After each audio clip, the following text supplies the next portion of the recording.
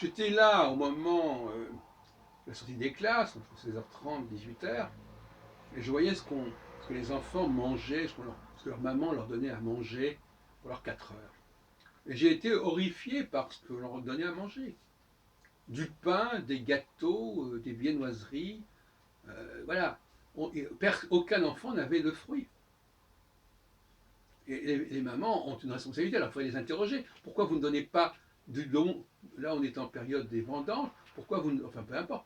Pourquoi vous ne donnez pas à vos enfants des fruits pour leurs 4 heures? Vous leur donnez des trucs, comme on dirait, des étouffes chrétiens, des puddings, des viennoiseries, des sandwichs, etc. J'aimerais bien qu'on nous réponde à ce sujet. Alors ils vont répondre, l'air hypocrite, en disant ah, mais c'est ce qu'ils veulent, c'est ce qu'ils aiment. Mais s'ils aiment ça, c'est parce on les a laissés aimer ça, parce qu'on ne leur a pas donné le goût d'autre chose. Il ne faut quand même pas se moquer du monde en disant c'est ce qu'ils aiment. Hein, c'est comme si elle les laissait faire n'importe quoi aussi pendant qu'on y est, ce qui n'est pas le cas. Donc, je proteste une fois de plus. Alors, est-ce que c'est pour faire des économies? Parce que ça coûte moins cher d'acheter un paquet de cookies qu'acheter un kilo de raisin? Est-ce que c'est pour éviter de faire des tâches qui obligeraient à faire de la lessive ou aller chez le teinturier?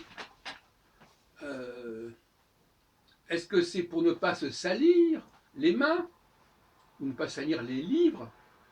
Les fruits sont perçus comme un élément de salissant, un élément salissant.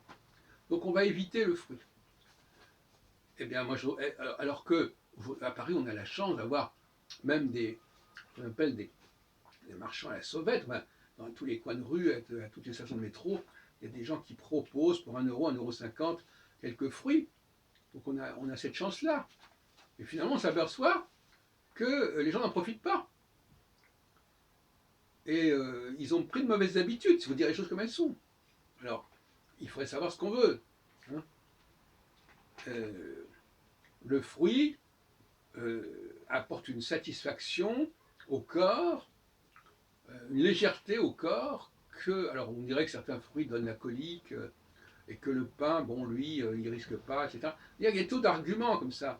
Et puis je terminerai sur un de mes dadas, à savoir que les enfants qui se tiennent dans les transports en commun, qui s'accrochent même à 15 ans, à 20 ans, à 25 ans.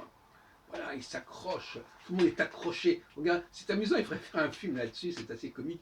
Vous allez promener dans un wagon, là, parce que maintenant les grands wagons qui font toute la rame, et tout le monde est accroché et collé comme ça.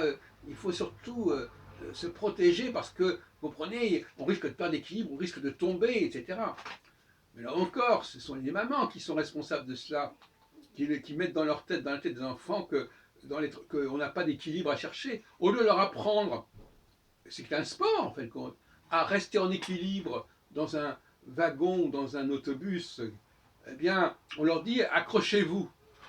Ben, c'est tout à fait regrettable et c'est fâcheux.